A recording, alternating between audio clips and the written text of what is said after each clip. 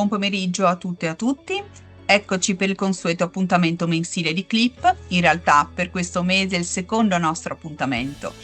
E nel raddoppio troviamo l'Università degli Studi di Macerata. Siamo ospiti del professor Orivelli. Ci introduce il professor Boscati, a cui cedo la parola. Grazie, buon pomeriggio a tutte e a tutti. Questo pomeriggio, come ha già anticipato la collega Zilli, siamo a Macerata, ospiti del professor Olivelli, con due relatrici di prim'ordine, la professoressa Donghia, Maria Donghia dell'Università di Foggia e la collega Sartori dell'Università di Milano. E parleremo di un tema importante, complesso e normativamente stratificato, come quello delle collaborazioni occasionali e continuative. È un tema molto, molto bello, ma nel contempo molto complesso, complesso in sé e in parallelo a quella che può essere anche l'esperienza del settore privato, una sorta di autosufficienza delle decine del pubblico che però risente in qualche misura anche dell'onda lunga delle previsioni del privato, soprattutto di alcune previsioni rinvenibili nel codice di procedura civile per qualificazione della parasubordinazione e soprattutto è un tema che pone principalmente, tra gli altri, il problema qualificatorio della fattispecie, cioè che cosa effettivamente sia lavoro autonomo, ed in questa prospettiva diciamo, la bipartizione che già c'è anche nel titolo tra le collaborazioni occasionali e continuative. Una delle grandi questioni è se nell'articolo 7 del 165 rientrino anche o meno le collaborazioni occasionali e continuative. Qua anche la dottrina in qualche misura è un po' divisa, è un po' spaccata. E quindi sotto questo profilo, se noi analizziamo il tema delle collaborazioni, è un tema che assume rilievo sul piano oggettivo, cioè del che cosa l'amministrazione può fare o non può fare, e sotto questo profilo il tema anche del rapporto tra lavoro autonomo e quelle che sono altre fattispecie, non di lavoro in senso stretto, cioè mi riferisco al fatto della qualificazione di certe attività come lavoro autonomo o come attività di servizio e quindi in relazione a quella che è anche la scelta del contraente. Affronteremo sicuramente il tema degli incarichi legali, cioè quando l'incarico legale è un incarico occasionale o un incarico che rientra nella parte dei servizi. Anche qui, voglio dire, con diverse prospettazioni dei giuslavoristi e degli amministrativisti. E poi c'è un aspetto sul piano soggettivo. Il piano soggettivo, cioè dell'incaricato, e sotto questo profilo incaricato ulteriori ripartizioni tra l'incaricato non dipendente pubblico e l'incaricato dipendente pubblico, e laddove c'è l'incaricato dipendente pubblico tutte le tematiche e le intersezioni col tema dell'incompatibilità. E comunque per entrambi i soggetti, dipendenti e non dipendenti, pubblici, la questione è relativa ai presupposti e requisiti della procedura per attribuzione di questo incarico. Ultimo, ma non ultimo, tutta la questione relativa a persone in quiescenza, cioè li posso attribuire o li posso attribuire, anche sotto questo profilo vedremo come anche in qualche misura e se in qualche misura l'ultima legge di bilancio abbia innovato, cambiato qualche cosa.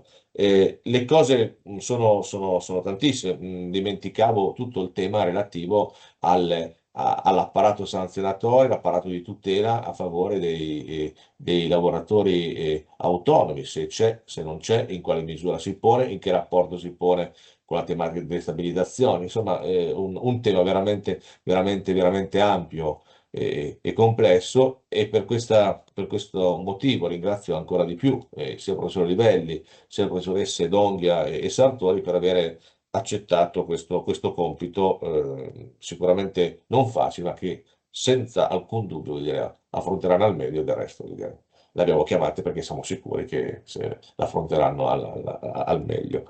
Detto questo, io passo la parola al professor Livelli, che ringrazio per questa attività di coordinamento, per una introduzione, dopodiché insomma io, come ormai è d'uso, alla fine riprenderò per esprimere insomma, alcune valutazioni, considerazioni che ho, insomma, quello che emergerà. Grazie veramente a tutti e tre, a tutte e tre adesso, questo e ringraziamo anche ovviamente la collega Zilli, voglio dire, che comunque è primus inter pares nell'organizzazione di questi clip. Grazie Filippo, a te la parola. Buonasera anche da parte mia a tutti i partecipanti e alle partecipanti di questo ennesimo clip. che tiene conto in particolare nella giornata di oggi appunto del tema delle collaborazioni, siano esse occasionali o coordinate e continuative. Il tema è di particolare interesse soprattutto negli ultimi decenni, tenendo conto del fatto del noto blocco del turnover, accompagnato anche da uno svuotamento, se mi sia è consentito il termine, dei ruoli in organico delle pubbliche amministrazioni, anche e non solo in virtù di alcune politiche di anticipazione del trattamento pensionistico. In questo modo le amministrazioni hanno potuto impropriamente, utilizzo il termine, immettere in servizio o comunque conferire incarichi a lavoratori autonomi. E ciò spesso si è rivelato foriero di problematiche, soprattutto per quel che concerne la selezione di personale qualificato e la selezione del miglior candidato possibile per poter lavorare in senso lato all'interno delle amministrazioni pubbliche. Di conseguenza il legislatore è intervenuto negli ultimi anni per cercare di definire innanzitutto quali sono i confini del conferimento dell'incarico al collaboratore. La professoressa D'Onghia tra poco ci parlerà ad esempio dell'annosa questione dell'appalto di servizi e la sua differenza rispetto al conferimento di un incarico di collaborazione. Da altro punto di vista il legislatore all'articolo 7, ma non solo, del testo unico del pubblico impiego ha disciplinato in maniera specifica potremmo definirli i limiti esterni o quantomeno i requisiti oggettivi e soggettivi per poter conferire un incarico di questo tipo.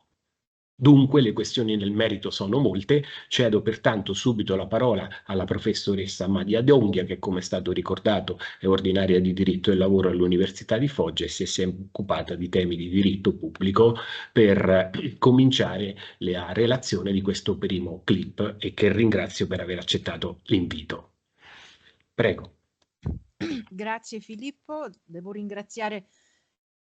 Grazie Anna, sì, tutti i colleghi che mi hanno invitato, Anna, Alessandro e Filippo per questo graditissimo invito su un tema complesso, lo avete ben anticipato nella presentazione, lo diceva Alessandro, lo riprendeva Filippo, non è semplice ricostruire tutte le questioni che diciamo il tema oggetto del nostro approfondimento comporta. Ci siamo divisi il compito con Alessandra e anticipo subito che sarà mia cura, diciamo così, illustrare una serie di questioni, impegnandomi nello scritto di essere naturalmente più puntuale e di andare in maggiore profondità, perché le questioni sono veramente molto articolate, quindi nel tempo a mia disposizione non mi sarà possibile, diciamo, andarle a esaminare in maniera precisa, però mi auguro, insomma, di illustrare un po' perlomeno le questioni e fornire qualche risultato. Allora, senza perdere ulteriore tempo, lo si diceva già, il mio compito nella parte iniziale è quello di un po' inquadrare l'evoluzione storica anche del quadro regolativo e cercare di capire cosa è diverso dal lavoro autonomo / collaborazioni coordinate quando siamo nell'ambito della pubblica amministrazione e quando è vietato ricorrere a questa tipologia contrattuale, per poi rinviare ad Alessandra per diciamo la disamina puntuale della disciplina vigente contenuta nel testo unico. Allora, partiamo un po' così da un inquadramento generale. È evidente che il ricorso alla tipologia lavoro autonomo e in particolar modo alle collaborazioni coordinate e continuative ha rappresentato per la pubblica amministrazione un po' una via privilegiata, quasi esclusiva, diciamo, per rispondere ad esigenze organizzative, ad esigenze, diciamo, temporanee, ma anche per, diciamo, reclutare personale, per lo più, ma anche se non sempre, di alti profili, a fronte di periodici blocchi nelle assunzioni.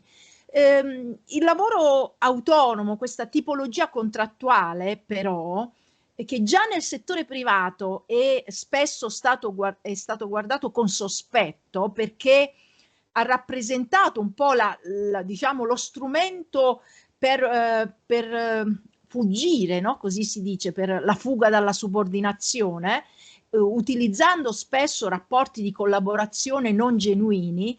Nella pubblica amministrazione, proprio per questo rischio di un uso patologico, ecco, di un abuso di queste fattispecie, nel lavoro pubblico ha rappresentato, come qualcuno ha affermato, una sorta di sorvegliato speciale, proprio per vigilare affinché le pubbliche amministrazioni non utilizzassero questo strumento, diciamo così, per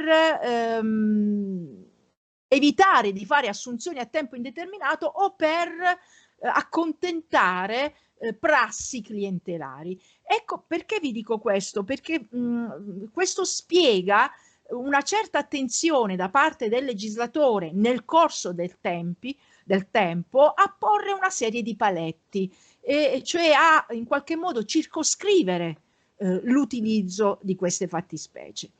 Tanto più, peraltro, che nel lavoro pubblico, a differenza che nel privato, il datore di lavoro pubblico può beneficiare del fatto che mai in caso di violazione dei vincoli posti dal legislatore ci può essere la trasformazione di quel contratto in un contratto a tempo indeterminato, perché ci sono i noti vincoli dell'articolo 97 del concorso pubblico, e quindi diciamo quasi un incentivo a utilizzarlo, perché anche se utilizzato in maniera impropria, poi in realtà, così per semplificare, consentitemi questo eccesso di semplificazione, non si rischia molto. E quindi nel corso del tempo noi possiamo, ecco, possiamo osservare che la legislazione si caratterizza per una disciplina sempre più restrittiva in termini di requisiti oggettivi, requisiti soggettivi e limiti procedurali.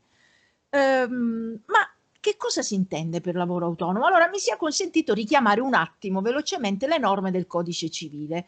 Ora, se noi parliamo di lavoro autonomo come, diciamo così, genus, la prima norma che ci viene in riferimento è l'articolo 2222 del Codice Civile, come, diciamo, forma generale di lavoro autonomo.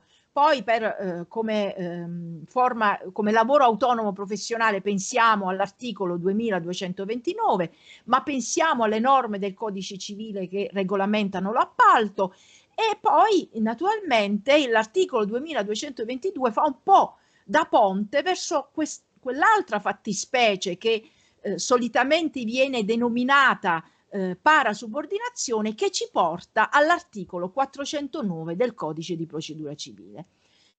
Queste sono le norme di riferimento di carattere generale. Ebbene, se ci spostiamo da questo piano generale nell'ambito del lavoro pubblico, dobbiamo aggiungere una norma più specifica, e la norma di riferimento la ritroviamo nel testo unico. E qui provo a fare un viaggio in una prospettiva storica che ci porta all'oggi. La norma originaria era l'articolo 7 del decreto legislativo iniziale, no? Il 29 del 1993, che nella sua originaria formulazione consentiva alle pubbliche amministrazioni di fare ricorso alle collaborazioni. Vi cito testualmente la previsione originaria. Per esigenze cui non possono far fronte le pubbliche amministrazioni con personale in servizio, è possibile conferire incarichi individuali ad esperti di provata competenza, determinando preventivamente durata, luogo, oggetto e compenso della collaborazione.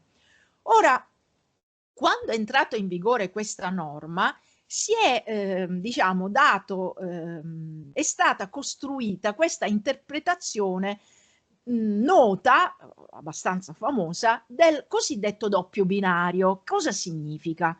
Cioè, si è sviluppato un dibattito per cui si affermava che la questione era questa, ecco, la pongo sotto forma di interrogativo. Questo articolo 7 si riferisce soltanto alle prestazioni occasionali autonome, quindi disciplinate per richiamare le norme del diritto civile dagli articoli 2222 e seguenti, o riguarda anche le COCOCO, le collaborazioni coordinate e continuative di cui all'articolo 409, si è affermata in un primo momento, anche alla luce di come erano formulate le norme, che gli incarichi, diciamo, lo svolgimento di una prestazione d'opera professionale occasionale di cui al 2222 rientravano nella disciplina dell'articolo 7,6 in particolare del decreto legislativo 29, mentre le COCOCO del 409 in un'altra norma pur presente nel testo unico, cioè quella norma che consente alla pubblica amministrazione di ricorrere a tipologie flessibili, mi riferisco all'articolo 36. Questa tesi del doppio binario, per cui le due fattispecie erano da tenere completamente distinte, è stata, diciamo, avallata e sostenuta per un po' di tempo anche con la seconda privatizzazione, e cioè siamo nel 1998 col decreto legislativo 80 che ha modificato l'articolo 36. Perché viene ancora sostenuta? Perché in quella norma, nell'articolo 36, si richiamano tutte le tipologie flessibili previste dal Codice Civile e dalle leggi speciali, per cui si è sostenuto che questa formulazione facesse sì che la teoria del doppio binario avesse ancor più sostegno, per cui gli incarichi rientravano nell'articolo 7,6, le collaborazioni coordinate e continuative di cui al 409 nell'articolo 36. Ora, non è una mera disquisizione teorica, vorrei subito chiarire, perché se rientriamo nell'articolo 7 significa che sul piano pratico la pubblica amministrazione è obbligata ad osservare una serie di limiti, deve accertare che ci siano una serie di presupposti soggettivi e oggettivi particolarmente vincolanti, mentre se facciamo riferimento al 409 e quindi articolo 36 c'è una maggiore libertà di ricorrere diciamo, a questa forma di lavoro autonomo. Questa visione del doppio binario non è venuta meno neanche nel riordino del testo unico nel 2001, anzi negli anni successivi è stata ancor più sostenuta perché, come è noto, con la riforma Biagi le COCOCO sono state trasformate in COCOCO a progetto e questo tipo di tipologia non si applicava alla pubblica amministrazione. E ancora abbiamo avuto due norme successive, il decreto taglia spese e la legge finanziaria del 2005, che ha introdotto una distinzione tra incarichi di studio e consulenze da un lato e rapporti di collaborazione dall'altro. Quindi ancora questa netta distinzione, ancora una volta la teoria del doppio binario. Quando cambia lo scenario? Aggiungo un'altra cosa, voglio anche ricordare che questa tesi aveva avuto, per così dire, la benedizione della Corte dei Conti, perché la Corte dei Conti è intervenuta nel 2005 e aveva avallato questa distinzione, dicendo che i rapporti di collaborazione non sono soggetti a dei limiti e quindi ben precisi, per cui la pubblica amministrazione vi può ricorrere anche per esigenze ordinarie e per professionalità medio-basse. Invece il conferimento dell'incarico doveva essere impiegato per le professionalità elevate con tutti i limiti procedurali previsti dal testo unico in materia di lavoro pubblico. La questione viene risolta definitivamente con la legge Bersani. Siamo nel 2006.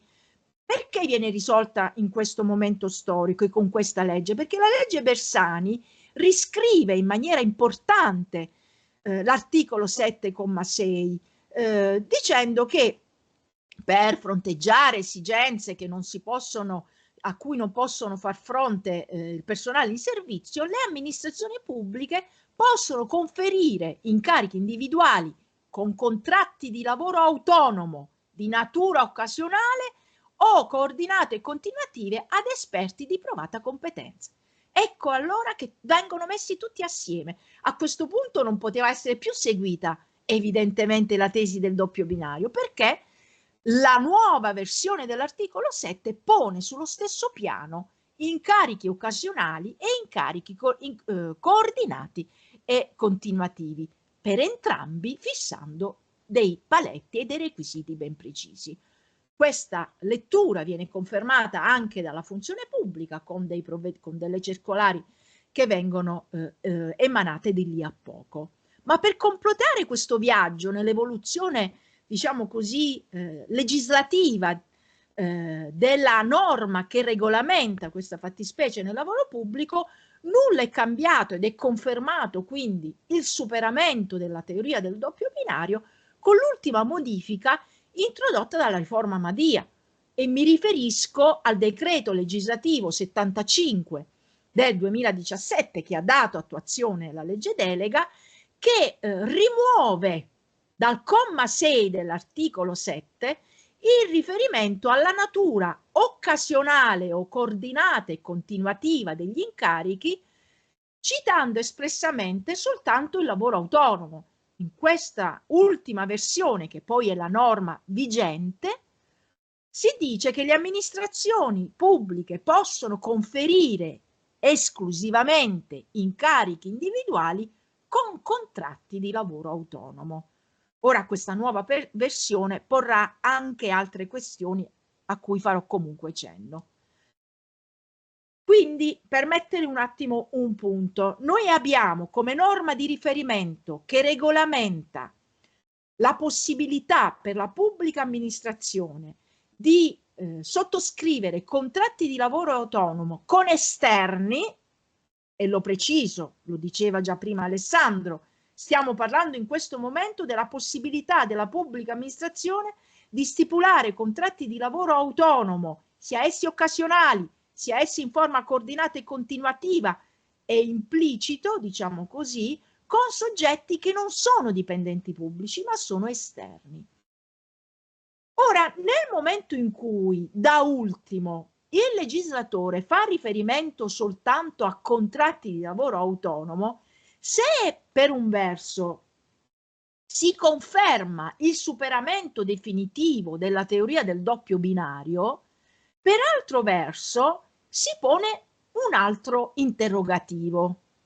Ma le COCOCO, le collaborazioni coordinate e continuative, sono ancora fruibili da parte della pubblica amministrazione? Il fatto che sia saltato il riferimento espresso agli incarichi di carattere coordinato e continuativo dal comma 6, che cosa comporta sul piano applicativo e concreto? Ora, naturalmente, qui diciamo le interpretazioni non sono univoche, o meglio, in qualche modo si riapre una duplice possibile interpretazione. Da un lato c'è un'interpretazione che valorizza le diverse modifiche, quindi la modifica ultima subita dalla norma, e cioè la soppressione al riferimento alla natura occasionale e coordinata, per cui dice il fatto che sia stato tolto significa che dal novero dei contratti di lavoro autonomo che possono essere stipulati dalla pubblica amministrazione non possono esserci più le collaborazioni coordinate e continuative. Dall'altra parte c'è invece chi sostiene che si debba dare una lettura sistematica del nuovo disposto, per cui quella soppressione non ha un valore escludente, ma ha un valore inclusivo, per cui anche la forma specifica delle COCOCO di cui all'articolo 409 rientrano nel contratto di lavoro autonomo.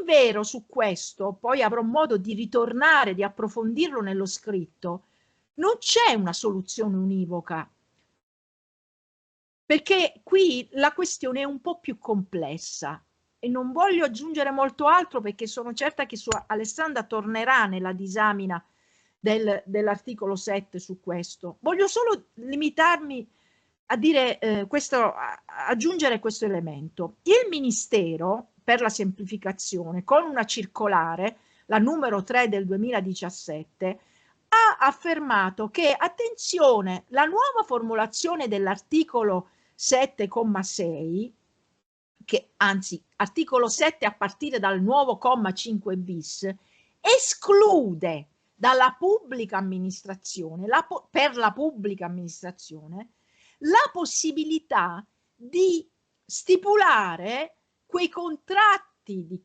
quei co-co-co che sono cosiddetti etero-organizzati, cioè contratti di collaborazione che hanno le caratteristiche dell'etero-organizzazione di cui all'articolo 2 del decreto legislativo 81 del 2015, che sono, diciamo, sono quelle co-co-co etero-organizzate che vengono ricondotte sotto la disciplina del lavoro subordinato. Quindi il Ministero dice: attenzione, non sono escluse tutte le co-co-co, ma solo quelle. Invero, se andiamo a guardare alcune applicazioni giurisprudenziali, la questione non è così univoca, perché nella giurisprudenza, in particolare la giurisprudenza contabile, vi sono posizioni anche di segno opposto, che invece ritengono che le co-co-co, non quelle etero-organizzate ma quelle generali, siano da escludere. Mi limito solo a questa osservazione, che, diciamo così, la concreta possibilità di adoperare lo schema delle collaborazioni coordinate e continuative di cui all'articolo 409 in realtà è fortemente ridimensionata dalla nuova struttura nel suo complesso dell'articolo 7,6 seguenti del testo unico, perché per come è costruito non c'è più quella netta distinzione, diciamo così, tra collaborazioni di alto contenuto professionale e collaborazioni coordinate e continuative. Quindi sul piano pratico poi non ha più una rilevanza così importante. In ogni caso rimane una questione ancora aperta, quindi rispetto alla quale non possiamo dire che c'è una risposta univoca e definitiva. A questo punto, parlando di prestazioni occasionali, che, diciamo così, è saltata la parolina occasionale, ma possiamo, in un eccesso di semplificazione, consentitemi, dire che se noi parliamo di lavoro autonomo occasionale, parliamo dell'articolo 7,6 seguenti, quindi il lavoro autonomo occasionale rientra nel lavoro autonomo come species, come genus generale, però dobbiamo fare attenzione a tenerla invece ben distinta da un'altra prestazione occasionale alla quale la pubblica amministrazione può fare ricorso, e mi riferisco a tutt'altra fattispecie, ovvero alle prestazioni occasionali di cui all'articolo 54 bis di un decreto legge, poi convertito in legge, del 2017, numero 50, i famosi voucher, anche qui per semplificare. Ora parliamo di due cose completamente diverse. Da un lato abbiamo il lavoro autonomo occasionale che, diciamo, possiamo far rientrare a pieno titolo nell'ambito delle prestazioni di natura autonoma, soggetto quindi alle procedure di cui al testo unico. Dall'altro lato invece abbiamo questo contratto di prestazione occasionale che, preciso da subito, non è neppure, rispetto alla quale non c'è neanche diciamo, una visione unanime circa la qualificazione, perché nel dibattito che c'è nella dottrina giuslavoristica questo tipo di prestazione viene anche qualificato da taluni come lavoro subordinato e non lavoro autonomo. Ma di che cosa si tratta? Faccio una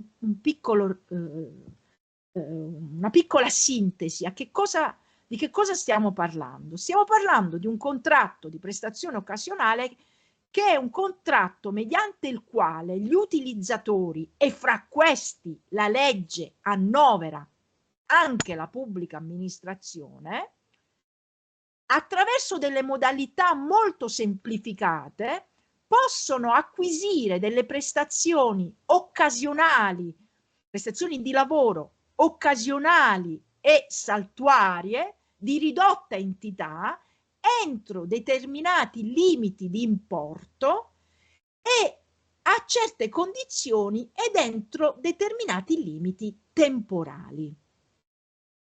In più, nello specifico, alle pubbliche amministrazioni è consentito di stipulare contratti di prestazioni occasionali. Peraltro, nella pubblica amministrazione saltano anche alcuni limiti numerici, perché la legge dice che nel privato, per poter fare ricorso a queste prestazioni, bisogna avere alle proprie dipendenze, non bisogna avere alle proprie dipendenze più di 5 dipendenti a tempo indeterminato. Questa clausola non vale per le pubbliche amministrazioni, quindi non c'è questa delimitazione di campo soggettivo. E allora, che cosa possono fare? Possono stipulare questi contratti non superando 280 ore nell'arco di un anno, non superando un certo importo economico, ma solo per esigenze temporanee ed eccezionali per svolgere prestazioni legate a determinati settori. E quali sono? Nell'ambito di progetti specifici, speciali, rivolti a categorie di soggetti in stato di povertà, disabilità, detenzione, tossicodipendenza, che fruiscono di ammortizzatori sociali, per svolgere i lavori di emergenza, correlati per esempio a calamità o eventi naturali improvvisi, per attività di solidarietà in collaborazione con soggetti del terzo settore, per l'organizzazione di manifestazioni sportive, culturali o caritative. Ebbene, in tutti questi casi è possibile stipulare contratti di prestazioni occasionali, che, ribadisco, è cosa completamente diversa dal contratto occasionale autonomo, che è diciamo soggetto ad altri limiti. Inoltre, ancora una volta, qui la pubblica amministrazione può beneficiare, tra virgolette, dal fatto che qualora vi siano delle violazioni, per esempio si supera il limite delle 280 ore annue o si supera il limite dei 2.500 euro, che è l'importo massimo annuale che può essere corrisposto per questo tipo di prestazioni, la pubblica amministrazione non è sottoposta alla sanzione della trasformazione del rapporto in un rapporto di lavoro a tempo indeterminato e pieno, perché naturalmente qui c'è sempre la regola che per la pubblica amministrazione vale la procedura sempre del concorso pubblico. E quindi abbiamo operato questa distinzione, ma sempre nella logica di distinguere il lavoro autonomo da fattispecie similari ma comunque diverse. L'altra fattispecie alla quale dobbiamo guardare, a cui pure si è fatto riferimento nella introduzione, sono le prestazioni attraverso appalti di servizi. E in particolare qui c'è il tema molto delicato e controverso, che meriterebbe una lezione ad hoc, dell'affidamento degli incarichi legali. Anche qui mi scuso se sarò un po' assertiva, un po' così superficiale, ma veramente il tema è complesso, per cui mi limito a fornire un inquadramento, diciamo, per grandi linee. Allora, anche qui consentitemi un attimo un breve cenno alle categorie generali nel diritto civile. Allora, se noi guardiamo al diritto civile, noi distinguiamo il contratto d'opera, il lavoro autonomo, quindi la locatio operis, dall'appalto, che è un contratto, in particolare noi qui parliamo di appalto di servizi. Qual è il discrimen quando abbiamo studiato diritto privato tra queste due fattispecie? La prestazione è identica, nel senso che in entrambi c'è l'obbligo di compiere a fronte di un corrispettivo un'opera, un servizio, senza subordinazione.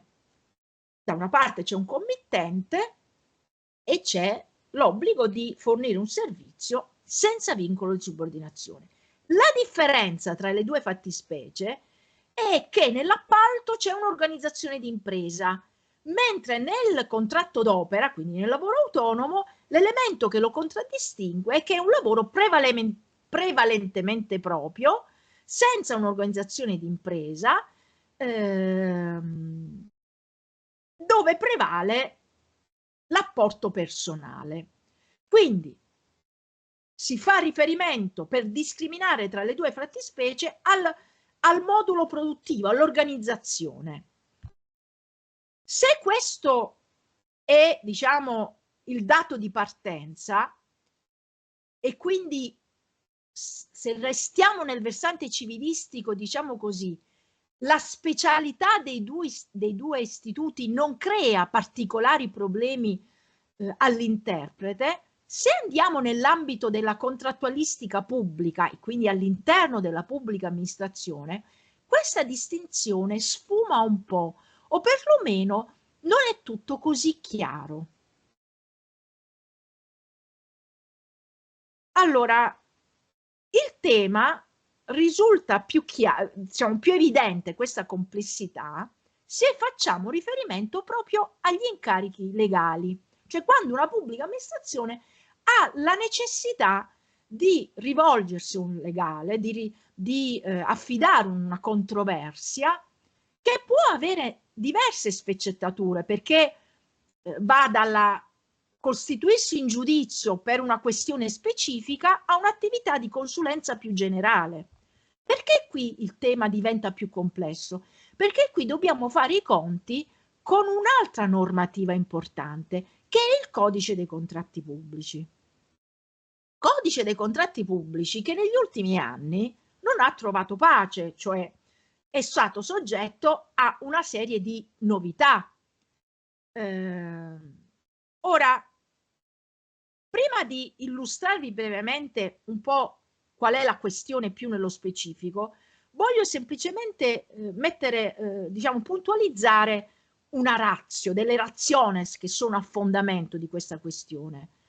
Qui ci sono due esigenze che sono alla base del conferimento di incarichi legali. Da un lato c'è sempre il tema di contenere la spesa, che è un po' il fil rouge quando parliamo di incarichi nella pubblica amministrazione. In osservanza ai principi di buon andamento e trasparenza bisogna cercare anche di non sprecare denaro pubblico. Dall'altra parte, quando parliamo di incarichi legali, c'è anche un problema di un rapporto fiduciario con il professionista, soprattutto quando si tratta di cause particolarmente complesse, dove c'è la necessità di avere una esperienza da parte del professionista particolarmente importante.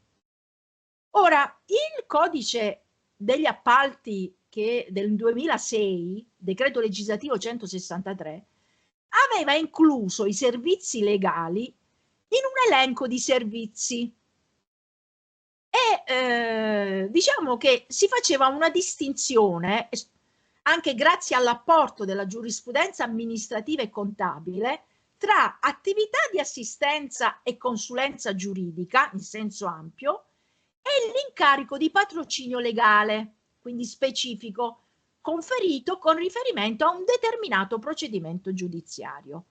Sulla base di questa distinzione si arrivava a concludere se si poteva procedere attraverso un affidamento diretto o se invece bisognava rispettare le norme del codice degli appalti pubblici con tutto quello che comportava sul piano degli obblighi di trasparenza e di comunicazione e di pubblicità. Comunque erano dei servizi che dovevano passare dalla disciplina degli appalti del codice, all'interno del quale però c'era una distinzione in termini di semplificazione.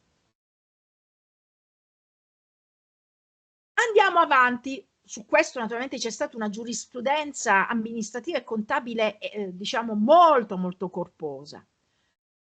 Nel 2016 interviene il nuovo codice degli appalti, il numero 50, decreto legislativo numero 50, che a differenza del quadro normativo previgente prevede per i servizi legali espressamente, diciamo così, che il legislatore fa tesoro del fatto che si era sviluppato tutto quel contenzioso e che si erano create delle distinzioni frutto di elaborazione giurisprudenziale. E allora cosa fa il codice degli appalti del 2016? Prevede dei regimi differenziati, assoggettando solo una parte diciamo, dei servizi legali all'applicazione del codice, benché in forma semplificata, ed escludendone degli altri. Non mi soffermo su questo perché anche questa disciplina è superata, mi limito semplicemente a dirvi che su questo è intervenuto una delibera molto diciamo dettagliata dell'ANAC che ha spiegato più nel dettaglio come ci si dovesse comportare. Delle linee guida, le linee guida nel 2018, la numero 12. Ora, ma arriviamo al nuovo codice degli appalti. Che cosa succede? Siamo nel decreto legislativo 36 del 2023. Ebbene, qui in tema di servizi legali provo a semplificare in questo modo. Devo dire che mi viene in aiuto una FAQ dell'ANAC abbastanza recente, di fine 2024, che sostanzialmente divide tra 3 tipologie di affidamento, con tutto quello che ne consegue sul piano degli obblighi di trasparenza e pubblicità. Allora, primo gruppo, incarichi specifici, ed è l'articolo 56 del codice. Di che si tratta? Si tratta del caso di affidamento di una singola causa, una consulenza legale chiaramente indirizzata che fa riferimento a una specifica vertenza. Ebbene, in questo caso si applicano le norme del codice degli appalti, non si applica l'articolo 7, commi 5 bis e seguenti del testo unico.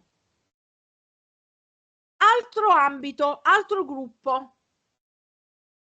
quindi incarichi specifici, articolo 56. Poi abbiamo appalti di servizi legali, articolo 127 del codice degli appalti. In questo caso si fa riferimento alla gestione complessiva dei servizi legali, quindi quando è un servizio di difesa in giudizio più ampio che al suo interno comprende anche una serie di servizi di consulenze. Questi affidamenti sono, diciamo, questi appalti di servizi legali più complessi, sono tutti assoggettati alle regole del codice, ma mentre nel primo caso, dove prevale l'intuitus personae, perché è un rapporto fiduciario affidato al singolo professionista, ci sono una serie di semplificazioni previste sempre dal codice. In questo caso, articolo 127, appalti di servizi legali, c'è l'applicazione delle regole codicistiche, quindi tutte le regole in materia di gare, nel loro complesso, senza, diciamo, delle strade preferenziali in termini di semplificazioni e alleggerimenti procedurali. L'ANAC poi individua una terza ipotesi che chiama incarichi residuali, che non sono qualificabili come prestazioni di servizio e sono consulenze. L'ANAC parla di consulenze legali a esperti di comprovata esperienza e mette tra parentesi come i pareri pro veritate, che invece sono disciplinati dall'articolo 7, i commi che ci interessano, del testo unico, quindi contratti di lavoro autonomo come specificati all'interno del testo unico. Quindi la consulenza legale a cui fa riferimento la FAQ sembra essere una consulenza ben precisa che non preliminare al sorgere del contenzioso, cioè è una consulenza prestata in preparazione di una controversia che deve essere fornita necessariamente da un avvocato, o meglio, non da un avvocato, perché l'avvocato rientriamo nell'incarico specifico di cui all'articolo 57. Diciamo così, in questo caso si fa riferimento a un tipo di consulenza che non è connessa a una vertenza specifica, non è connessa a un atto specifico giudiziario, ma è un parere preliminare che richiede non necessariamente l'intervento dell'avvocato in senso stretto, ma di un esperto di comprovata esperienza. Ora, come potete vedere, questa tripartizione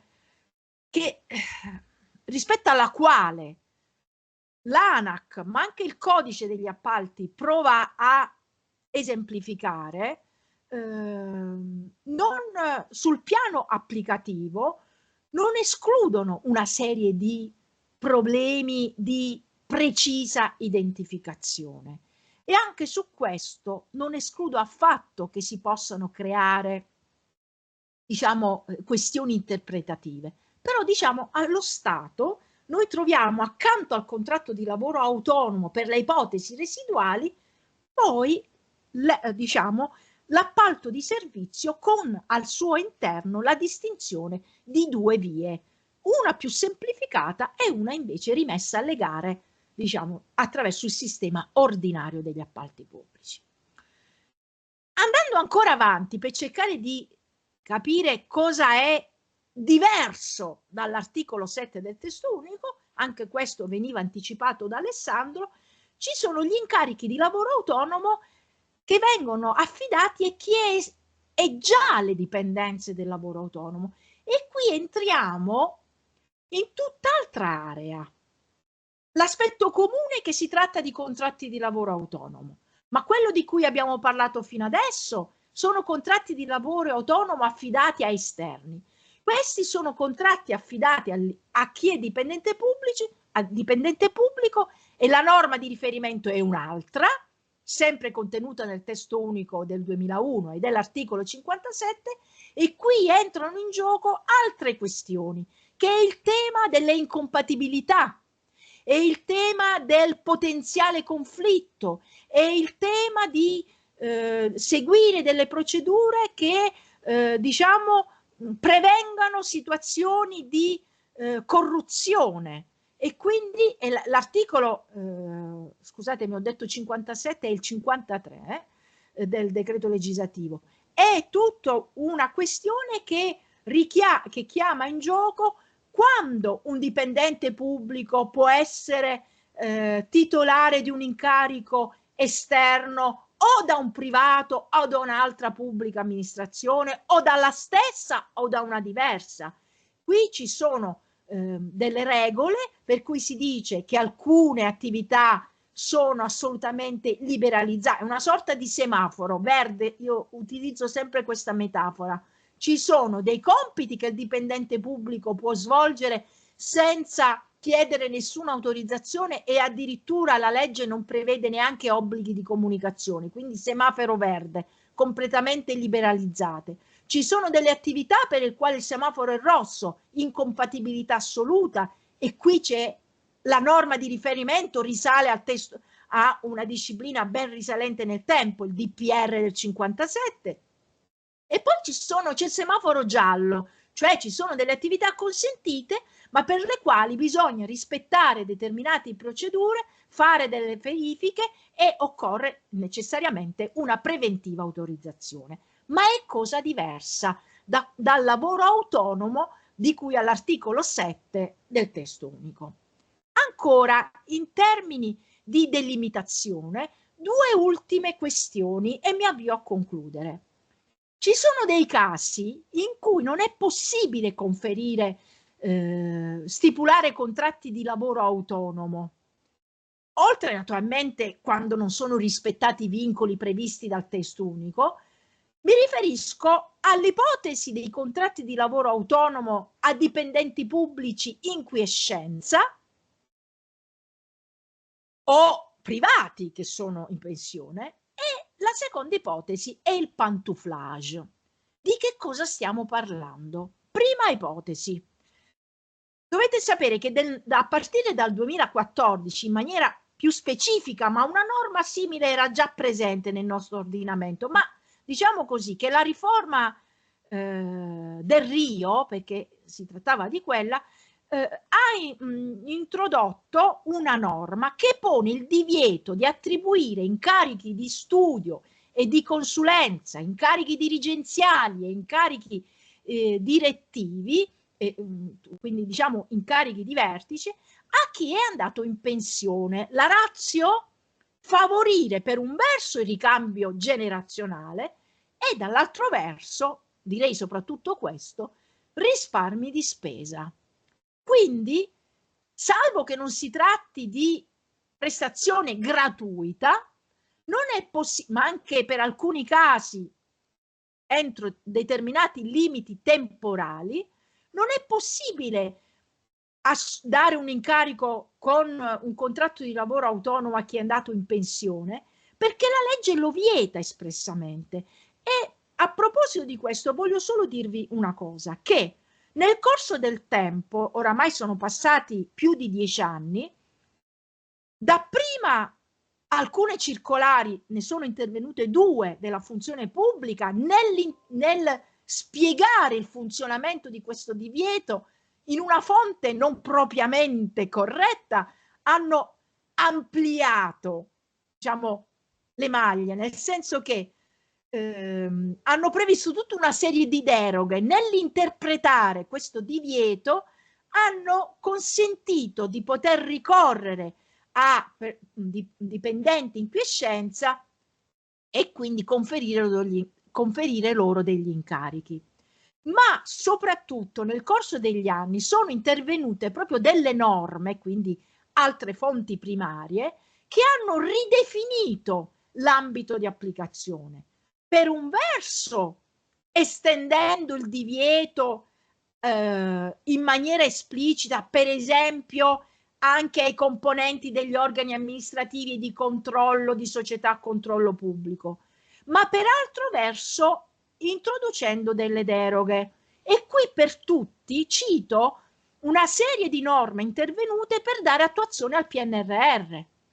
Per cui, siccome qui c'era la necessità in tempi rapidi di trovare professionalità elevate, sono state emanate delle disposizioni con le quali si è detto che in deroga all'articolo 5,9 della legge del 2014 è possibile conferire incarichi anche a chi è andato in pensione, purché si tratti di incarichi finalizzati a dare attuazione a interventi legati al PNRR e quindi fino al 31 dicembre 2026.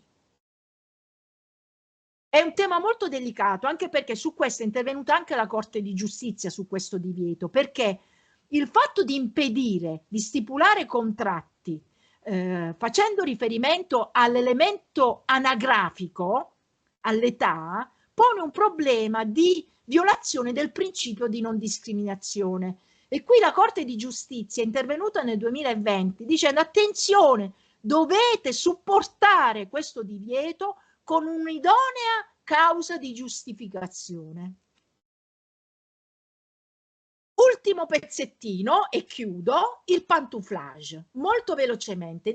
La porta girevole si chiama, un'altra espressione è quella inglese. A cosa facciamo riferimento? Qui facciamo riferimento a un'ipotesi, a un divieto che esiste quando un rapporto di lavoro è già cessato, cioè un dipendente pubblico che durante la sua vita lavorativa alle dipendenze della PA si occupava di gare, di contratti con esterni. Se negli ultimi 3 anni si occupava di questo, era responsabile di questo, la legge dice che siccome c'è il rischio che possa utilizzare la posizione precedente per fornire informazioni a privati che stipulano contratti con la pubblica amministrazione, la legge Severino, che è la legge 90 anticorruzione del 2012, ha introdotto un comma all'articolo 53 che dice che per 3 anni successivi alla cessazione del rapporto di lavoro questi lavoratori non possono essere assunti con un contratto di lavoro autonomo da un privato o anche lavoro subordinato, perché questo crea una situazione di potenziale conflitto di interessi, e questo divieto però è limitato per 3 anni ed è ormai diventato, questa norma è una clausola che è inserita nei bandi, per cui il privato che partecipa a un bando con la pubblica amministrazione deve dire che non ha alle sue dipendenze o con un contratto di lavoro autonomo soggetti che erano prima dipendenti pubblici e che avevano esercitato poteri autoritativi o negoziali per conto della pubblica amministrazione. Ecco quindi un'altra ipotesi che ci consente di dire quello che non si può fare, per cui non è possibile stipulare contratti di lavoro autonomo. Penso di aver sforato anche un po' e me ne scuso, ma chiudo qui e spero di essere stata chiara. Grazie. Ringrazio la professoressa Donghia, non ha assolutamente sforato e anche qualora lo avesse fatto nel merito ha sicuramente arricchito la nostra conoscenza del tema. Ringraziandola ancora, da un punto di vista del merito, possiamo dire che abbiamo scoperto ciò che non si può fare, o perlomeno ciò che non rientra nell'ambito di applicazione soggettivo-oggettivo dell'articolo 7, e dunque, onde non perdere tempo, cedo subito la parola alla professoressa Sartori, che invece si occuperà della disciplina di merito prevista al testo unico per il conferimento dell'incarico dei contratti di collaborazione. Cedo subito la parola alla collega. Grazie. Allora, buongiorno a tutti e a tutti.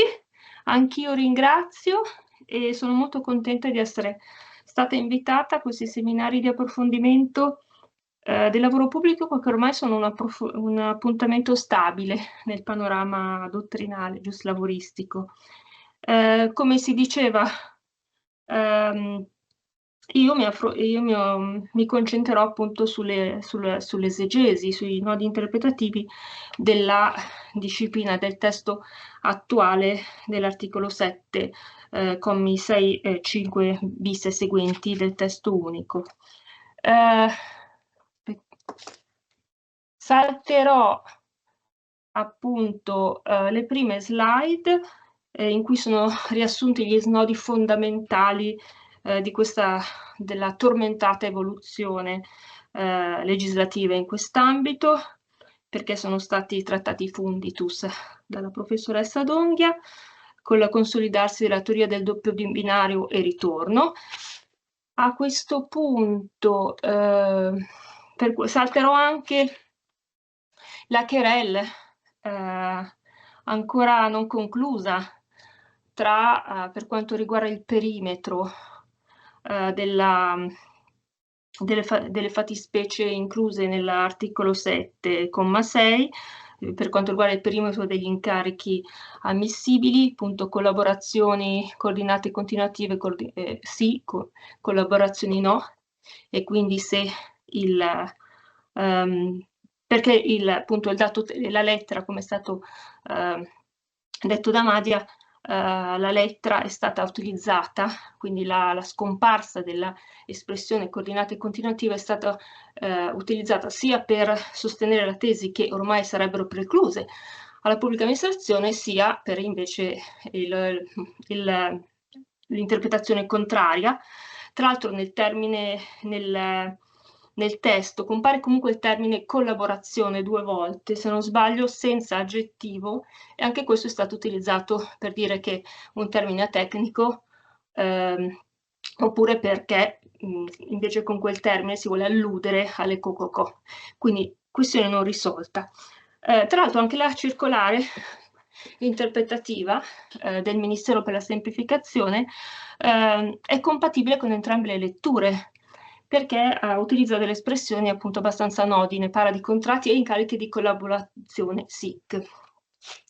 Quindi rimango appunto con questo dubbio. E sicuramente rimane aperto il dubbio, poi scriverò poi anch'io quello che penso. Rimane invece aperto, sicuramente è sicuro che rimangono fuori, come ha già detto Madia, le collaborazioni etero-organizzate che si connotano per essere appunto prestazioni esclusivamente nel pubblico, esclusivamente personali, continuative e come modalità di esecuzione che siano organizzate dal committente anche con riferimento al tempo e al luogo, formula che riprende l'originaria diciamo, disposizione dell'articolo 2,1 del testo del decreto legislativo 81 del 2015, che però poi è stato modificato dalla DL 101 e quindi è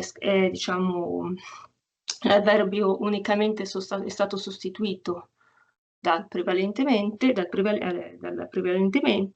stato eliminato il riferimento al tempo e al luogo, è stato aggiunto il riferimento alle piattaforme, questo per dilatare l'ambito di applicazione del rapporto di lavoro subordinato e della disciplina della subordinazione che si applica a questa fattispecie, mentre nel pubblico è rimasta la formulazione originaria, appunto. Comunque quel che è sicuro che è espressamente previsto come appunto dall'articolo 5 bis, come alle amministrazioni sia fatto divieto di stipulare questo tipo di contratti e la stipula di questi contratti alla stipula di questi contratti consegue la nullità dei contratti stessi con la responsabilità dei dirigenti responsabili a vario titolo, erariale e anche dirigenziale. Poi ci ritorno sui profili di responsabilità. Ne si applica, è scritto a queste collaborazioni la disciplina dei rapporti di lavoro subordinato e qui è previsto appunto nel comma 6 con una disposizione speculare a quella contenuta nell'articolo 2,4 del decreto legislativo 81. Quindi questo rimane fuori e la disciplina non si applica. Rimangono fuori anche gli appalti su cui c'è illuminato Madia, appunto il discrimen passa sul filo personalità della prestazione, predisposizione di un'organizzazione stabile volta al soddisfacimento dell'incarico ricevuto dall'ente, ma non dico più nulla perché è già stato detto, quindi questo è quello che sicuramente sta fuori. Vediamo, prima di analizzare l'articolo 7,6 che definisce dettagliatamente in maniera piuttosto certosina e restrittiva i requisiti degli incarichi consentiti, vediamo quali sono i vincoli esterni. I vincoli che riguardano l'attivazione in realtà di qualsiasi rapporto di lavoro, quindi non solo quelli di rapporto di lavoro autonomo.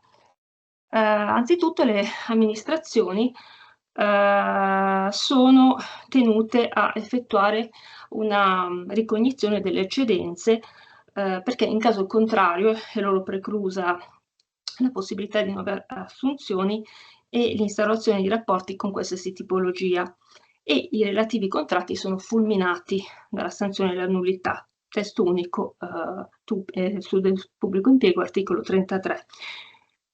In secondo luogo, il decreto PNRR, che contiene una mini riforma del pubblico impiego, impone la predisposizione del PIAO, piano integrato di attività di organizzazione, che assorbe diversi documenti, diversi piani, prima imposti da diverse disposizioni. ad esempio il piano della performance. Ecco, l'omissione anche in questo caso è sanzionata e viene con l'impossibilità di attivare, appunto, tra l'altro, incarichi di consulenza e di collaborazione, e viene richiamata a tal fine la disposizione dell'articolo 10 del decreto legislativo 150 del 2009, che riguarda la mancata adozione del piano della performance, che prevede anche poi la responsabilità del dirigente responsabile. Un'altra disposizione preclusiva che è altrove contenuta è contenuta nella disposizione sugli incarichi di cui parlava prima Madia, che riguarda la trasmissione delle informazioni relative agli incarichi e alle consulenze, che appunto anche questa preclude l'attivazione di nuovi incarichi fino all'adempimento della stessa. Su questo poi ritorno nella disamina degli obblighi procedurali. E infine, facendo un cenno agli enti locali, se non viene rispettato nell'esercizio precedente il patto di stabilità interno, anche in questo caso è vietato, tra l'altro, stipulare rapporti di collaborazione autonoma e continuativa. Quindi questi sono una serie di adempimenti predisposti da un collage di fonti che precludono la capacità assunzionale della pubblica amministrazione. Invece, venendo poi ai requisiti, diciamo, c'è poi un'altra norma, un'altra slide che però salto a pie pari, che riguarda appunto il vincolo costituito dal divieto di attribuire questi incarichi ai lavoratori in quiescenza, si è detto perché, quindi non ripeto, quindi è un altro vincolo esterno, e il pantouflage anche. Invece vengo ora all'esegesi puntuale del comma 6, che esordisce che il ricorso ai contratti di lavoro autonomo è consentito per specifiche esigenze cui le pubbliche amministrazioni non possono far fronte col personale in servizio. Un po' più avanti nella norma si precisa che l'amministrazione deve aver preliminarmente accertato l'impossibilità oggettiva di utilizzare le risorse umane di cui dispone al suo interno, che quindi completa, diciamo, la disposizione che avevo appunto illustrato prima. Ho sottolineato l'aggettivo specifiche perché è stato aggiunto dalla riforma Madia proprio per enfatizzare l'eccezionalità del ricorso agli incarichi esterni. Quindi, in applicazione del principio di autosufficienza organizzativa, le amministrazioni devono utilizzare il proprio personale in servizio per soddisfare le esigenze ordinarie, quindi senza ricorrere appunto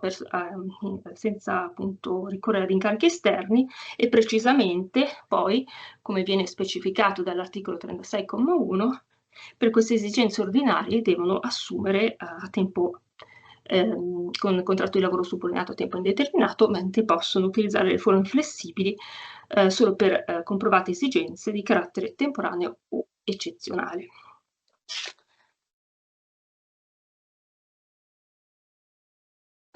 Secondo l'interpretazione del Dipartimento della Funzione Pubblica, deve trattarsi di esigenze a cui non sia possibile far fronte col personale in servizio dal punto di vista qualitativo e non meramente quantitativo, ossia non ha rilievo che nell'amministrazione siano poi presenti le risorse con quelle professionalità, ma l'amministrazione assuma, diciamo, stipuli incarichi perché non sono disponibili in quel momento perché sono impegnata a tempo pieno. Questo non è possibile, è illegittimo. Quindi questo in senso devono essere appunto non solo indisponibili, ma non devono proprio essere presenti. La valutazione della impossibilità oggettiva deve essere non effettuata così sulla carta, ma reale e rigorosa, in modo da poter essere documentata e verificabile a posteriori. Una recente pronuncia di quest'anno della Corte dei Conti, dopo aver chiamato il principio di autosufficienza scusate, organizzativa, sottolinea che il ricorso a personale esterno appunto è possibile a specifiche condizioni come l'assenza di un'apposita struttura organizzativa, ovvero una carenza organica che impedisca o comunque renda oggettivamente difficoltoso l'esercizio di una determinata funzione. E inoltre si ribadisce, si rileva che il fatto che l'esperto esterno sia caratterizzato da un'elevata professionalità non attenua la responsabilità dovuta alla mancata ricognizione e quindi l'illegittimità che è derivata dalla mancata ricognizione dell'esistenza del personale. Quindi diciamo impossibilità, inesistenza insomma nell'apparato organizzativo delle professionalità necessarie. Ulteriore requisito oggettivo attiene all'oggetto, e scusatemi la ripetizione, di cui al comma 6 dell'articolo 7, la lettera A, che infatti prevede questo: l'oggetto della prestazione di lavoro autonomo deve corrispondere alle competenze attribuite dall'ordinamento all'amministrazione, ad obiettivi e progetti specifici e determinati, e deve risultare coerente con le funzionalità, con le esigenze di funzionalità dell'amministrazione. Qui occorrono alcune precisazioni. Il riferimento a questi obiettivi o progetti specifici e determinati fa venire in mente, infatti è stato tracciato questo parallelismo in dottrina, fa venire in mente il lavoro a progetto precedente ai Jobs Act, che peraltro era precluso alle pubbliche amministrazioni. Peraltro, nelle prassi, diverse amministrazioni avevano appunto stipulato, attribuito questi incarichi e a volte li avevano proprio chiamati contratto a progetto. Ad ogni modo, questo riferimento a obiettivi e progetti specifici significa che diciamo, incarichi generali, incarichi di consulenza globale, diciamo così, incarichi omnibus, sono illegittimi, in quanto l'oggetto deve vertere su un'attività specifica e non astratta e generale. Questo dicono appunto le linee guida della Corte dei Conti. Un'altra precisazione: si parla di congruenza con le competenze attribuite, quindi diciamo si fa riferimento all'attività istituzionale dell'amministrazione. Si va di bene, con questo non si vuole alludere alle attività ordinarie, ma significa che l'oggetto dell'incarico non deve essere esorbitante, deve essere appunto attinente alle, diciamo, competenze, attività istituzionali dell'amministrazione, oltre che funzionale, coerente con le sue funzioni. Altrimenti appunto sarebbe indizio di un abuso. Continuando a esaminare i requisiti oggettivi, la lettera D dispone che il contratto poi stipulato deve determinare tassativamente questi elementi: la durata, l'oggetto e il compenso della collaborazione. Ecco, vedete qui compare il termine collaborazione. Qui rispetto a formulazioni previgenti Non è più riportato il termine temporale che era di 3 mesi, questo è caduto da tanto tempo, né dopo la Madia, dopo il decreto Madia, non è più riportato il riferimento al luogo. E qui si è osservato che con tale eliminazione il legislatore ha voluto rimarcare la distanza dal lavoro eteroorganizzato, appunto invece vietato, perché lì l'individuazione del tempo e del luogo era un elemento fondamentale, ed è ancora nel pubblico, insomma un elemento caratterizzante, non più così appunto nel privato dopo la modifica dell'articolo 2, comma 1 del decreto 81. Quindi durata, oggetto, compenso. Sull'oggetto si è già detto prima. Sul compenso la Corte dei Conti ha sottolineato come questo deve essere esplicitato, non può essere demandato ad un successivo atto liquidatorio perché questo determinerebbe una incertezza sulle spese. In dottrina si è però osservato come diciamo in realtà il contratto possa contenere in realtà i criteri per la determinazione, quindi possa essere, se non determinato, determinabile. Comunque, continuando a riflettere intorno al compenso,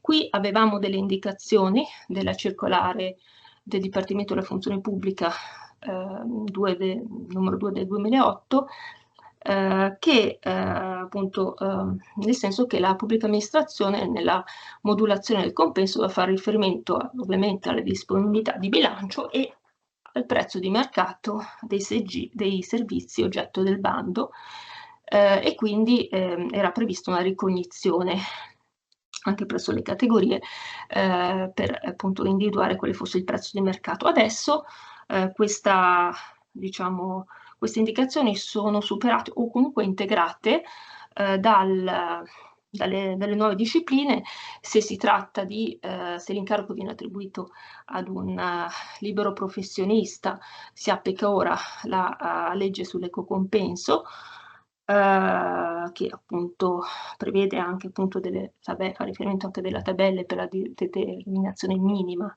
livello minimo di questo compenso. Se invece si parla di lavoratori autonomi, non liberi professionisti, in ogni caso la legge 81 del 2007 si applica si applica appunto la disposizione della legge 81 del 2007, che è un campo di applicazione più ampio, appunto perché nel senso che riguarda il lavoratore autonomo tout court, un oggetto più limitato perché non riguarda la determinazione del compenso, ma riguarda altre garanzie, come ad esempio la tempistica del pagamento, il divieto di inserimento di clausole abusive e così. Quindi abbiamo adesso comunque dei precisi riferimenti normativi. Oggetto, compenso, durata. Per quanto riguarda la durata, questa previsione si collega a un'altra previsione, questa previsione di quella lettera D si collega a un'altra previsione nella lettera C, che definisce i caratteri della prestazione. La prestazione deve avere natura temporanea e deve essere altamente qualificata. Questa seconda parte la analizzo dopo.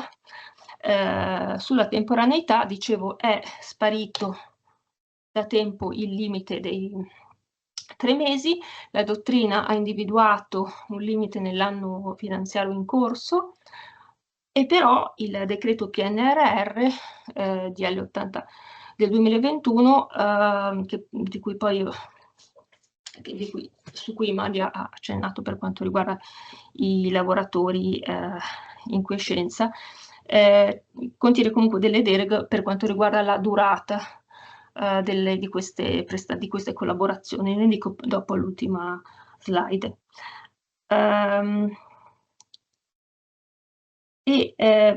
Anticipo. Comunque si prevede di superare che queste collaborazioni possono superare i 36 mesi, non possono andare ovviamente alla conclusione del PNRR, cioè il 31 dicembre del 2026. Si tratta però appunto di una lex specialis da cui non si possono trarre ulteriori indicazioni con riferimento alla disciplina dell'articolo 7. Quindi la durata deve essere circoscritta. Corollari di questo carattere sono il divieto di rinnovo. Il divieto di rinnovo per tanti motivi, per evitare di aggirare quello che è un necessario requisito procedurale, cioè la procedura comparativa, su cui vengo fra poco, e poi anche per contrastare, diciamo, rinnovi ad libitum, rinnovi abusivi che mascherano l'utilizzo di questi incarichi per esigenze che quindi sarebbero ordinarie. Infatti la reiterazione degli incarichi è proprio sinonimo di un'esigenza ordinaria, quindi a cui dovrebbe fare fronte il personale in servizio. Per cui, come ha, diciamo, sottolineato il TAR, non si può rinnovare l'incarico, si può attribuire un nuovo incarico con un nuovo progetto, con una nuova procedura valutativa. Invece è ammessa la proroga, ma con molti paletti. Infatti si dice che è ammessa in via eccezionale, al solo fine di completare il progetto, quindi portare a termine il progetto e l'incarico, e si richiede che questo progetto non sia stato portato a termine per ritardi non imputabili al collaboratore. Quindi è richiamata, il fatto non imputabile, è richiamata la formulazione dell'articolo 1218 del Codice Civile e quindi seguendo l'antico insegnamento di Luigi Mengoni dovrebbe essere possibile solo per caso fortuito o se l'incarico non è stato portato a termine, per caso fortuito o per forza maggiore. E un quarto, diciamo, limite è che comunque anche in caso di proroga non può essere incrementato il compenso, quindi deve essere tenuto fermo il compenso originalmente stabilito e predeterminato, quindi è proroga e questo, diciamo, incarico è portato avanti gratuitamente. Poi le ultime righe riguardano una pronuncia che può sembrare distonica della Corte Costituzionale relative a una legge della Regione Basilicata che aveva prorogato in realtà al di là di questi vincoli, ma perché la Corte Costituzionale aveva ritenuto questo ragionevole in quanto si trattava di non perdere i fondi UE a cui era legato insomma, lo sviluppo del progetto. Ma comunque niente di... Passando ora, dopo aver appunto esaminato i numerosi requisiti soggettivi e oggettivi, passiamo in rassegna i requisiti soggettivi, che sono anticipati dal carattere della prestazione, che ho detto che doveva essere temporanea e altamente qualificata. E coerentemente gli incarichi devono essere attribuiti a esperti di particolare comprovata specializzazione anche universitaria. Questa espressione è frutto di una travagliata evoluzione, diciamo, che si può, diciamo, sintetizzare in 3 step. All'inizio si parlava di provate competenza, che però era una formulazione un po' generica, no? Che si prestava ad abusi. Poi è stata introdotta poi la specializzazione universitaria e dopo, da ultimo, è stata insomma, aggiunto questo congiunzione copulativa anche, che però ha creato più problemi di quanti che aveva l'intenzione probabilmente di ammorbidire il requisito, in realtà poi ha creato problemi interpretativi, ma ci arrivo fra un secondo. Invece, per quanto riguarda l'education, come è chiarito dal Dipartimento della Funzione Pubblica, il requisito minimo è la laurea magistrale o titolo equivalente, che ovviamente deve essere diciamo, congruente con l'oggetto dell'incarico. In un secondo momento è stata anche diciamo, resa considerata equipollente la laurea triennale, purché accompagnata da un ulteriore percorso di specializzazione, quale può essere ad esempio un master. Quindi laurea magistrale o laurea triennale più master o specializzazione. Questo è il requisito minimo, perché poi, come appunto sottolinea il Consiglio di Stato e anche la Corte dei Conti, questo requisito può essere modulato al rialzo, con un'ampia discrezionalità dell'amministrazione, che può ad esempio richiedere, a seconda dell'oggetto, insomma, dell'incarico, un certo voto di laurea, una certa tempistica, un dottorato, un indirizzo particolare o l'esperienza, appunto, un'esperienza specifica pregressa in un determinato settore. E quindi su questo non vi è dubbio, questa possibilità di modulare al rialzo. E ritorno sulla congiunzione anche, sulla congiunzione incriminata, perché questa si presta il fianco a una duplice linea interpretativa, un'interpretazione più permissiva, secondo cui anche sì, anche no, quindi anche, diciamo, anche è possibile conferire incarichi anche ad esperti, ma senza laurea. E forse questo era l'intendimento in casi ovviamente casi peculiari. Questo era probabilmente l'intendimento del legislatore. In ogni caso la lettera presta anche si può sposare anche con un'altra interpretazione rigorosa, cioè per cui sia richiesto un quid pluris rispetto alla specializzazione universitaria. Ci sono poi è prevista poi una casistica dallo stesso articolo 7 in cui non è necessaria la comprovata specializzazione universitaria, però rimane ferma l'esperienza maturata nel settore, comprovata tramite curriculum.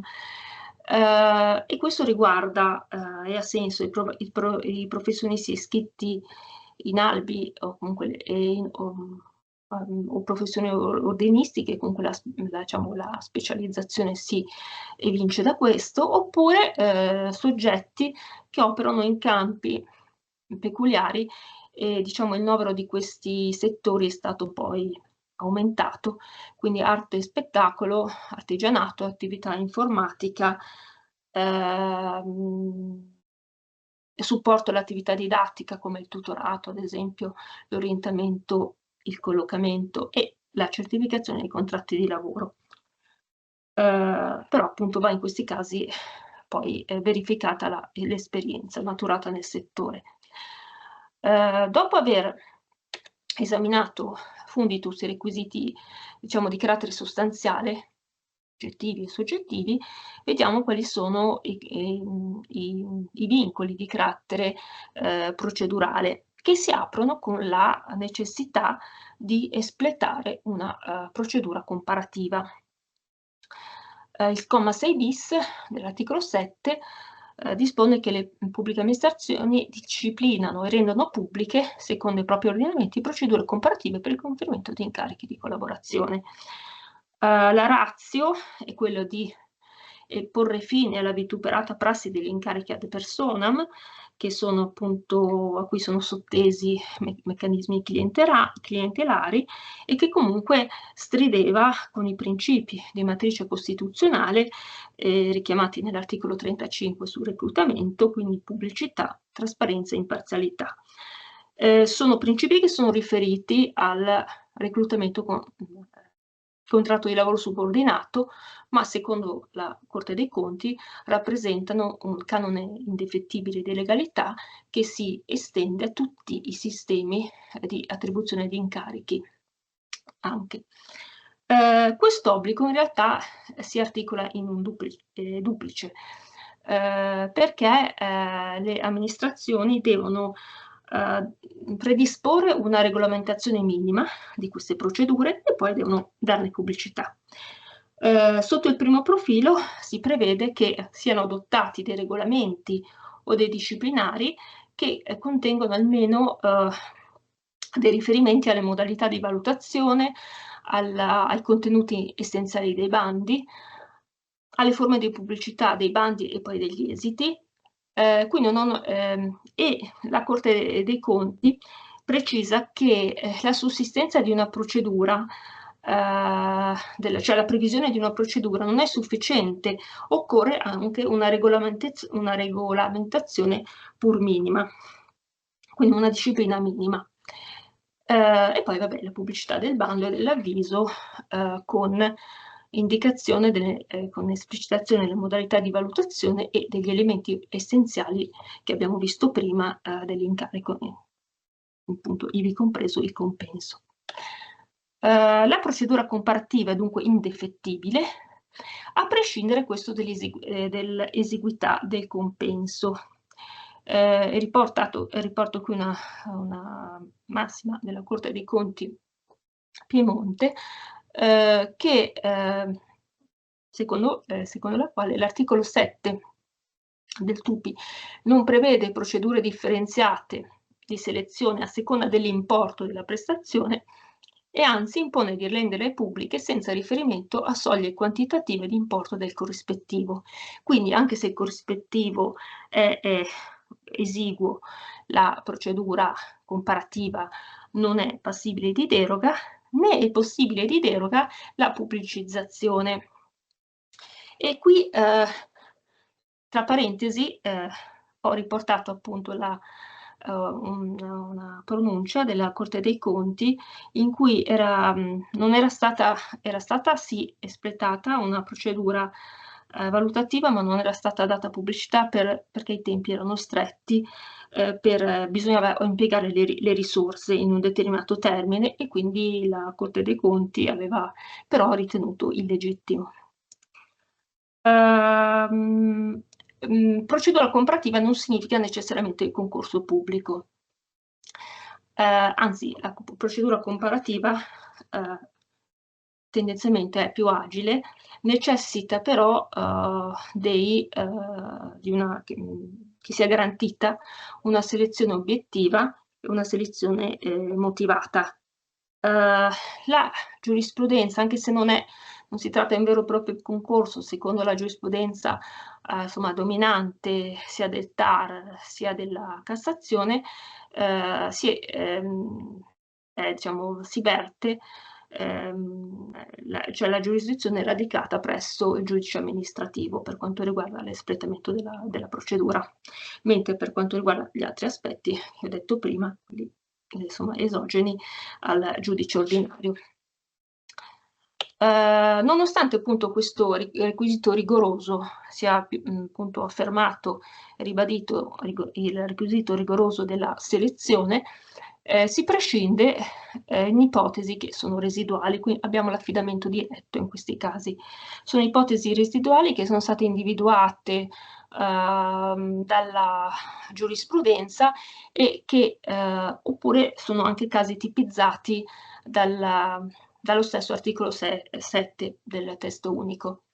Anzitutto la Corte dei Conti, ma prima ancora questo era stato illustrato dalla circolare 2 del 2008, quelle prestazioni che si concretizzano in una sola azione o prestazione connotate da un forte intuitu persone che comportano una spesa equiparabile a un rimborso spese come la partecipazione a convegni, la docenza, il seminario, ecco, qui prescindono appunto dalla selezione, dalla valutazione comparativa. Oppure altri casi che sono stati ammessi, che sono stati insomma esentati, sono la procedura andata deserta, quando gli incarichi sono finanziati interamente da soggetti terzi o quando si tratta di coinvolgere, affidare gli incarichi a professionisti di chiara fama in cui la cui prestazione è infungibile, o i casi di assoluta urgenza, o anche incarichi fiduciari come quelli di stretta collaborazione col vertice politico, e il caso di specie riguarda il portavoce, non così l'addetto stampa che invece ha un'altra disciplina. Dicevo, alcuni altri casi sono stati tipizzati dal comma 6 quater e fanno riferimento si fa riferimento ai componenti degli organismi indipendenti di valutazione, ai nuclei di valutazione e agli organismi che operano nel sistema di monitoraggio degli interventi, degli investimenti pubblici. E qui in realtà la deroga riguarda tutti i commi precedenti, quindi tutti i requisiti che abbiamo detto. Però la professionalità della prestazione in realtà è ripsa appunto nel ruolo e nella funzione svolta. Altro, sempre continuando a esaminare in casi in cui si può derogare alla procedura selettiva, rimane aperto il problema degli incarichi che sono di carattere artistico artigianale, perché si connotano da un fortissimo elemento fiduciario che è stato scritto, ma si concilia con la valutazione comparativa, quindi il problema rimane discusso. Sono poi fatti salvi i regimi speciali. Lo stesso articolo 6-quinquies fa riferimento agli enti di ricerca. Poi abbiamo tutto quello che attiene alla progettazione dei lavori pubblici, per cui rimando al codice dei contratti pubblici. Dicevo, il capo dell'ufficio stampa che ha una disciplina ad hoc, gli incarichi di patrocinio legale, idem, ne ha parlato Maria prima, e poi anche appunto il lavoro occasionale di cui ho parlato anche prima, d'Onghia, che è consentito anche alla PA in deroga ai limiti numerici dimensionali, però limitate a quelle attività che aveva appunto anche lei elencato, che sono attività di carattere sociale, solidaristico, che diciamo coinvolgono professionalità non particolarmente elevate, per cui anche la procedura concorsuale e selettiva appare insomma esorbitante, insomma eccessiva. L'esame dei requisiti procedurali si conclude con i controlli e le comunicazioni. I controlli sono articolati in controlli preventivi e successivi. I controlli preventivi di legittimità, il controllo preventivo delle legittimità della Corte dei Conti, di quella legge 20 del 94, si esercita appunto su tutti gli atti e contratti inclusi nell'articolo 7, comma sesta, e anche sugli atti e contratti riguardanti gli studi di consulenze del 266 del 2005, che però hanno un ambito quasi coincidente coi primi. La giurisprudenza poi esclude il controllo in alcuni casi, come quando si tratti di erogare, quando appunto l'incarico abbia per oggetto servizi o adempimenti obbligatori per legge, in cui la PA non ha discrezionalità. Nel caso di patrocinio e rappresentanza legale della pubblica amministrazione, docenza universitaria, e questo anche a cui sono stati, diciamo, a cui sono state ricondotte anche tutte quelle attività, diciamo, accessorie di supporto, tutoraggio, ma non quelle relative all'organizzazione. Il controllo di legittimità preventiva della Corte dei Conti non riguarda l'eccezione degli enti locali e gli enti di servizio sanitario nazionale, che però sono soggetti al controllo successivo sulla gestione per gli incarichi superiori a 50.000 euro, a 5.000 euro. Questi sono i controlli preventivi. I controlli successivi sono sparsi in molte fonti che non sono di semplice non possono essere facilmente coordinati, ci sono anche un po' di sovrapposizioni. Razionalizzando, abbiamo appunto il prospetto, il rapporto informativo analitico che le pubbliche amministrazioni sono tenute a inviare entro il 31 gennaio con riferimento ai dati relativi agli incarichi, a inviare i nuclei di valutazione alla presenza del Consiglio dei Ministri.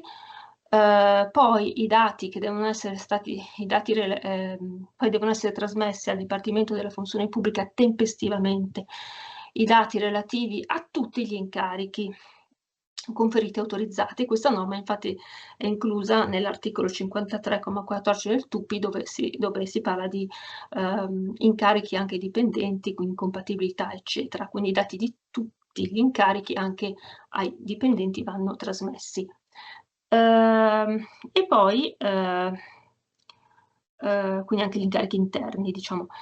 E un terzo tipo di controllo successivo, diciamo, è il controllo diffuso, perché le pubbliche amministrazioni sono tenute a pubblicare i dati relativi agli incarichi, soprattutto con riferimento agli estremi dell'atto di conferimento, al curriculum, al compenso sul sito, e cioè è prevista anche una tempistica entro 3 mesi appunto dall'affidamento dell'incarico e per 3 anni successivi, e poi anche un'altra norma, questo contenuto nel decreto 33 del 2013, nel 53 è prevista una norma simile che fa riferimento a elenco dei consulenti che devono essere contenuti nelle banche dati, che devono essere accessibili. Quindi questo permette il controllo diffuso, diciamo, della cittadinanza, permette che è la massima realizzazione del principio di trasparenza, permette appunto l'idea della pubblica amministrazione come una casa di vetro. E l'apparato sanzionatorio, che come diceva Madia è andato progressivamente inasprendosi nel tempo per contrastare gli abusi e l'uso disinvolto che è stato fatto dalle collaborazioni. Diciamo, l'opera di sistematizzazione non è facile, perché le ipotesi sono sparpagliate un po' nell'articolo 7 e dal comma 5 bis e seguenti, un po' anche in altre disposizioni che sono richiamate, diciamo sulla scorta di altre voci dottrinali, si possono essere, diciamo, può essere operata una summa divisio, falso lavoro autonomo, lavoro quindi subordinato mascherato, e lavoro autonomo genuino, ma in violazione dei presupposti dei requisiti oggettivi soggettivi di cui al comma 6 che ho appunto spiegato prima. Per ciascuna di queste due ipotesi va partitamente considerata la posizione del lavoratore, quindi le tutele per il lavoratore, e d'altra parte le sanzioni diciamo comminate al dirigente responsabile. Partendo dal falso lavoro autonomo, dal lavoro subordinato mascherato, l'articolo 7,6 terzo capoverso si apre con l'individuazione di due ipotesi. Il ricorso ai contratti di lavoro autonomo per lo svolgimento di funzioni ordinarie, e di soggetti, o l'utilizzo di soggetti come lavoratori incaricati, come lavoratori subordinati. Diciamo che l'utilizzo, la prima fattispecie, l'utilizzo per funzioni ordinarie può essere, diciamo, un indice di insomma, che in realtà il lavoro si diciamo, esplica come lavoro subordinato. La casistica appunto va dagli incarichi rinnovati più e più volte all'inserimento stabile appunto nei lavoratori che sono autonomi adibiti alle funzioni ordinarie, all'esercizio dei poteri direttivi e quant'altro. Per quanto riguarda le conseguenze per i lavoratori, viene previsto, anzitutto viene richiamato l'articolo 36,5 quater sulle violazioni delle forme di lavoro flessibile, e quindi nullità del contratto in questi casi per violazione di norma imperativa. Viene appunto previsto non solo nell'articolo 36 ma anche proprio nel comma 6 capoverso 3 credo dell'articolo 7 viene appunto ribadito come non sia come sia vietata la conversione del rapporto nel pubblico impiego, questo appunto anche in applicazione dei principi generali. Allora a questo punto al lavoratore il cui contratto è stato annullato e che non può essere convertito spetta la tutela offerta dall'articolo 2126 del Codice Civile, quindi il diritto alle differenze retributive e alla ricostruzione della posizione previdenziale. Poi inoltre il risarcimento del danno, siccome si tratta di un rapporto di lavoro subordinato, quindi effettivamente subordinato a termine, allora si applica la disciplina diciamo ricostruita dalla giurisprudenza della Cassazione sulla scorta di quella comunitaria, che ha elaborato il danno comunitario presunto, per cui al lavoratore spetta questo diciamo, risarcimento fino alle 12, dalle 5 alle 12 mensilità, e però la possibilità di dimostrare, dare la prova, in questo caso, del maggior danno, che può essere legato ad esempio alla perdita di chance, quindi anche oltre il tetto delle 12 mensilità. Quindi una tutela appunto che si articola nel 2126 e poi nel danno, nel risarcimento del danno. Questo se si tratta di un lavoro, di un finto lavoro autonomo. Conseguenze per i dirigenti, ecco qui viene richiamata l'articolo 36,5 quater, che appunto prevede che articola appunto la responsabilità dirigenziale, la responsabilità del dirigente in una responsabilità erariale e in una responsabilità dirigenziale, e in più inibisce, pone il divieto di erogazione della retribuzione di risultato. Quindi ci si è chiesti l'incipit del comma 6 capoverso 3 è: in caso di appunto quello che ho detto prima, falso utilizzo di lavoratori come lavoratori subordinati o per attività ordinarie, responsabilità amministrativa. Ci si è chiesti allora qual è il contenuto, lo spessore di questa responsabilità amministrativa, nel momento che si parla già di responsabilità, viene già richiamata la norma sulla responsabilità erariale e dirigenziale e relativa alla mancata erogazione della retribuzione di risultato. Qual è il contenuto di questa responsabilità? E quindi qualcuno l'ha definita norma insignificante, qualcuno ha detto che è anodina, qualcun altro ha detto che è una somma di quella triplice responsabilità che ho scritto sotto. Peraltro comunque quando si tratta di lavoro e di appunto incarico stipulato in violazione del divieto di lavoro eteroorganizzato, viene richiamato appunto vengono considerate queste conseguenze per il dirigente, quindi l'articolo 6,5 ma non viene appunto fatto riferimento a questa impalpabile responsabilità amministrativa. Lavoro appunto genuinamente autonomo, non a caso penso. Lavoro genuinamente autonomo, quindi, ma con violazione di tutti i requisiti che prima avevo menzionato, a cui assimilerei anche lavoro eteroorganizzato vietato. Conseguenze per i lavoratori: il contratto è nullo per violazione di norme imperative, ma in questo caso, trattandosi di un lavoro autonomo, comunque genuino, non può trovare applicazione 2126 che si attaglia alla subordinazione, ma può invocarsi l'articolo 2041 del Codice Civile in tema di arricchimento senza causa, oppure il lavoratore può provare, secondo le regole della responsabilità civile, il risarcimento del danno, quindi provando ad esempio la perdita di occasione di lavoro, di lavoro, il danno all'immagine, il danno alla professionalità, il danno alla reputazione e così via. Questo per quanto riguarda le tutele dei lavoratori nel caso di lavoro genuinamente autonomo, o anche nel caso di lavoro anche eteroorganizzato in violazione, stipulato in violazione. Per quanto riguarda i dirigenti, invece, le conseguenze sono le medesime di cui al punto prima, perché l'articolo perché sono incluse insomma nell'articolo 7,6 terzo capoverso, tranne, dicevo, il caso della collaborazione organizzata, che è nel 5 bis e che non richiama l'impalpabile responsabilità amministrativa. E quindi abbiamo visto la tassonomia e delle responsabilità, delle violazioni e delle conseguenze di sanzionatorie e delle conseguenze in termini di tutela del lavoratore. Ma non è finito, perché l'asparato sanzionatorio, bisogna richiamare anche le sanzioni collegate alla mancata adempimento degli obblighi di pubblicità, in particolare quelli sul sito istituzionale, perché ai sensi del decreto legislativo 33 del 2013 questi sono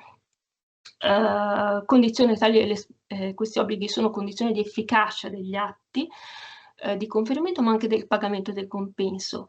Quindi, quid in caso di pagamento del compenso, nonostante appunto il mancato espletamento degli obblighi di pubblicità, in questo caso è previsto quindi la responsabilità disciplinare. Se il corrispettivo viene appunto pagato, è prevista la responsabilità disciplinare del dirigente e l'obbligo di corrisponsione a suo carico di una somma pari a quella versata al lavoratore, quindi una sorta di danno erariale, salve eventualmente il risarcimento del danno. Questo è l'ultimo tassello della responsabilità. 2 parole sulla disciplina speciale per gli enti locali. Il testo unico in realtà ha una disciplina molto asciutta, l'articolo 110,6, prevede solo che per obiettivi determinati e che Alessandra, poi sì, perdonami, se riusciamo un attimo a stringere perché se no si avviciniamo ai treni. sì. No. Allora, quindi diciamo sì, dammi il tempo. 5 minuti. Poi 5 dopo così minuti, prendo chiudiamo. l'orologio, ok? Grazie. Ok, qui diciamo semplicemente che il TUEL contiene una disciplina molto stringata. L'articolo 7,6 bis l'ultimo ter del TUPI dice che i regolamenti degli enti locali si devono adeguare ai principi di uguale, è intervenuta la legge finanziaria per il 2008 che ha all'articolo 3,55 seguenti dettato una serie di disposizioni per allinearsi alle, diciamo, disposizioni di qui sopra. Anche qui appunto fa riferimento a contratti di collaborazione autonoma, si parla appunto di contratti di collaborazione, che diciamo, possono, indipendentemente dall'oggetto, quindi per qualsiasi prestazione, con riferimento alle attività istituzionali previste dalla legge o dal programma del Consiglio, il regolamento deve stabilire bene i limiti, i criteri e le modalità per l'affidamento di questi incarichi per tutte le prestazioni.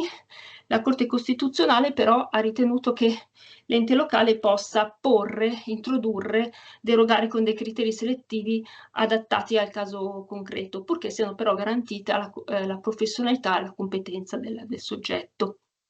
Le violazioni previste sono delle disposizioni regolamentari, l'illecito disciplinare e la responsabilità erariale. Nei casi di infiltrazione mafiosa, ovviamente i rapporti quindi, che comportano uno scioglimento dei consigli comunali, i rapporti sono risolti di diritto se entro 45 giorni diciamo, non sono rinnovati dall'insediamento della commissione straordinaria. Il controllo di legittimità preventivo non c'è, ma come avevo detto prima, gli incarichi le norme sugli incarichi devono essere trasmesse all'organo di giustizia contabile solo per estratto. Ecco, questo invece volevo solo dire una cosa, è opportuno fare solo un cenno alla normativa sulle stabilizzazioni, nel senso che gli incarichi di quell'articolo 7,6 sono intercettati marginalmente da questi meccanismi che il legislatore, nonostante i proclami, periodicamente attiva per fronteggiare la piaga del precariato.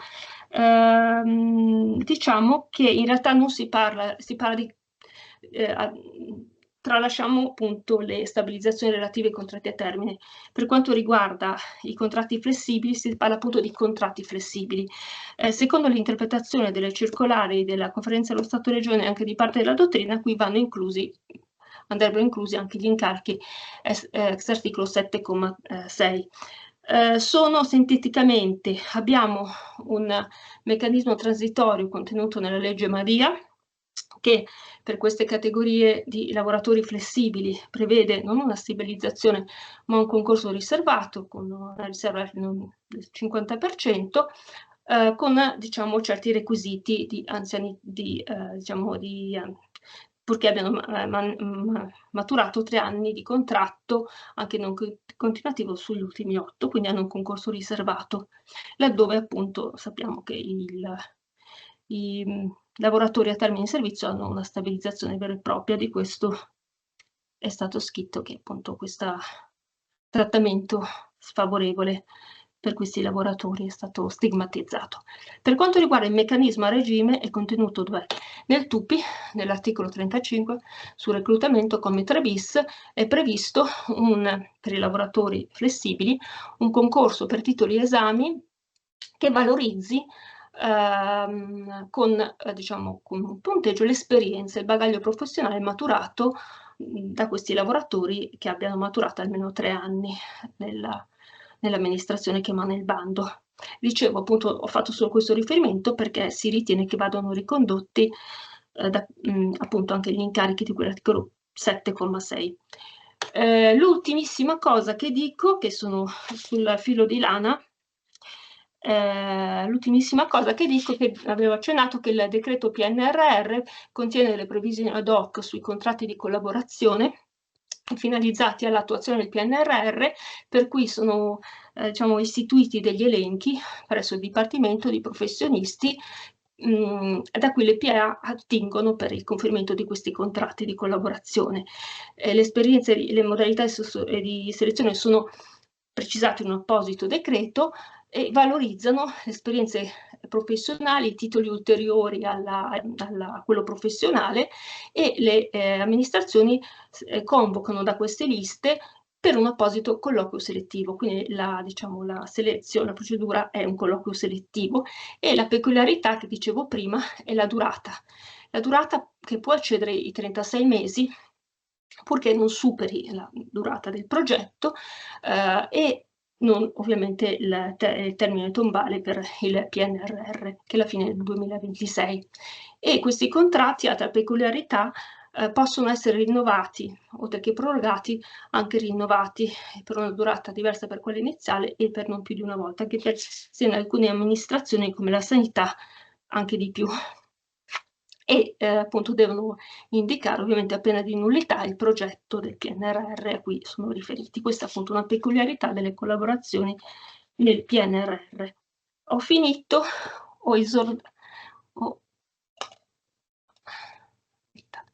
Grazie, interrotto, mi scuso per avere abusato della vostra pazienza.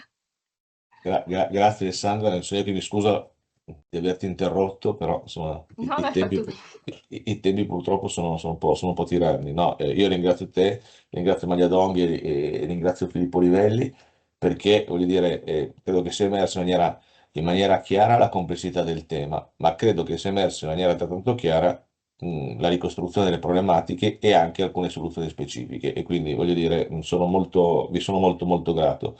L'ANAC, come sempre, in qualche misura cerca di dare soluzioni a cose difficilmente risolvibili. Credo che insomma, la soluzione che abbia dato insomma, sul tema della specificità, forse qualche questione la lascia aperta, dove il discrimine mi pare essere più l'essere avvocato o non avvocato sugli aspetti specifici che non altro, però voglio dire, sicuramente è un ottimo, anche questo è un ottimo punto di partenza e di riflessione. E Maglia Donghi, tra le tante cose che ha detto, anche tra le tante cose che ha detto Alessandra, insomma, ce n'è una su cui voglio dire una cosa, è del tema delle collaborazioni per le continuative. Insomma, Madia ha indicato in maniera esemplare tutto lo dell'arte. Io credo che, sono d'accordo con lei, cioè, credo che di per sé le collaborazioni con arte continuative ci possano essere, il problema è che dobbiamo fare i conti con quelli del 7,6, e quindi lo spazio è uno spazio molto limitato, in concreto. Di quello che ha detto Alessandra, insomma, io credo che per le attività della scienza, dell'arte, eccetera, eccetera, fare una selezione sia in qualche misura abbastanza complesso. Diciamo che in relazione a questo assunto specifico e gli aspetti del 7,6, ma soprattutto degli affidamenti senza selezione pseudotali, sicuramente l'abrogazione del reato d'abuso d'ufficio ha semplificato, perché molte volte veniva ravvisato anche sul penalistico questo problema, cioè l'affidamento di tutte persone senza, dove talvolta insomma, veniva in qualche misura forzato il dettato normativo. Molto grazie per avere anche così spiegato la differenza tra 7,6 e 54 bis, perché anche su questo, voglio dire, molte volte c'è grande confusione sul piano sul piano teorico, ma anche soprattutto sul piano applicativo. E veramente, veramente grazie, gli spunti sono molteplici, le risposte ancora di più.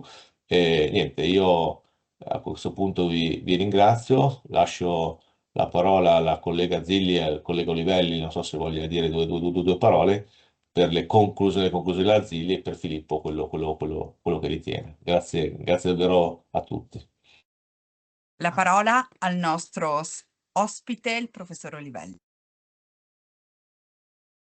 Dunque, di sicuro non rassegno io le conclusioni dopo quelle del professor Boscati. Ringrazio solo tutte le colleghe intervenuti, lo stesso professor Boscati, e per ragioni di tempo evidentemente non posso intervenire nel merito con ciò che avevo preparato, quindi rimetto tutto allo scritto, faccio solo presente che sono possibili conferire incarichi di collaborazione da parte del vertice politico all'infuori dell'articolo 7. C'è il tema dell'istruttoria che deve essere svolta dall'ente e dall'amministrazione, che la Corte dei Conti pretende che venga ad essere inserito addirittura nel bando di concorso.